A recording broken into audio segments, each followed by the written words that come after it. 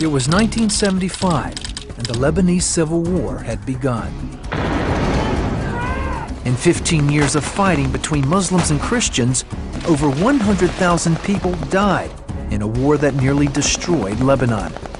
Jerry Rassamni vividly remembers when the war came to his mountain village of Shweifet. People were slaughtered because of their religion. There was so much hatred. I remember growing up practically in a bomb shelter. Bomb shelters and daily bombings were a fact of life. And the enemy was at the gate and he wanted me dead. As a Druze Muslim, Jerry's fear of the enemy turned to hatred. Christians were bombing us daily, and I really thought that they were the devil incarnate. I hated them with such passion, and if I hated the Christians, I hated the Jews 10 times more. Eventually, Jerry joined the militia and entered the fighting. I had to defend my land and my existence. I had to kill or be killed. Pretty soon, gunpowder became my outlet, my escape, my addiction. Sometimes manifested itself in an AK-47 assault rifle. Sometimes it was a hand grenade, a landmine. Whatever it was, it had gunpowder in it. In time, however, the atrocities of war led Jerry to question his Islamic beliefs. I saw the unrestrained evil that man is capable of. And when religion tells you that man is basically good, it is a lie of colossal dimensions. For I saw the true heart of man, and I was changed by the horrors of it. I remember seeing men lying on the streets in pools of their own blood, no better than dogs.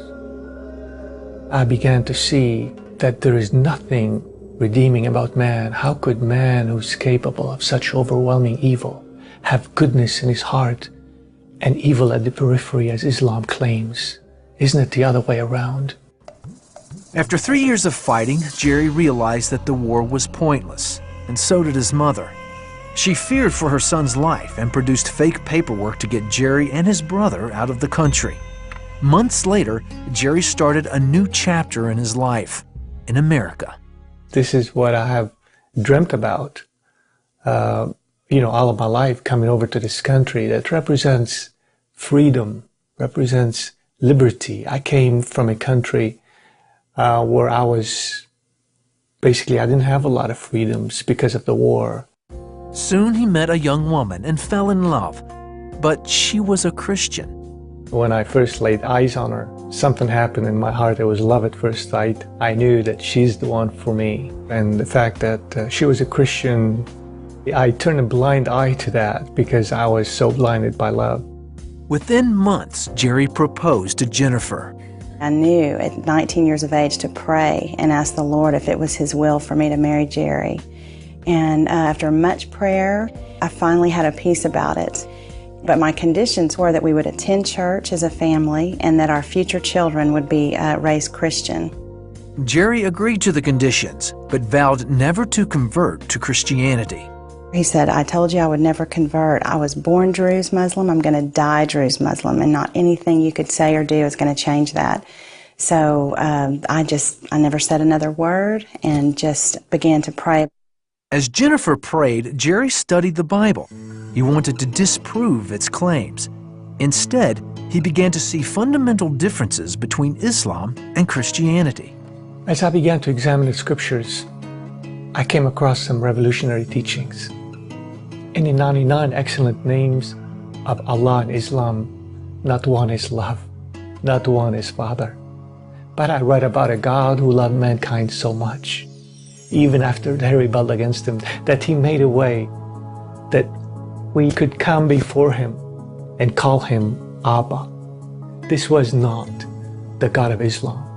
And so, during a Sunday morning church service in October of 1998, Jerry Rassamni stepped forward and accepted Jesus as his Lord and Savior. It was as though the scales had fallen from my eyes, as though I could see for the first time that God was guarding me and protecting my life all these years when I should have been 6 feet under. He was guarding me for such a time as this. Their lives have never been the same. After I accepted Christ, we truly became one, and we worshiped the Lord together.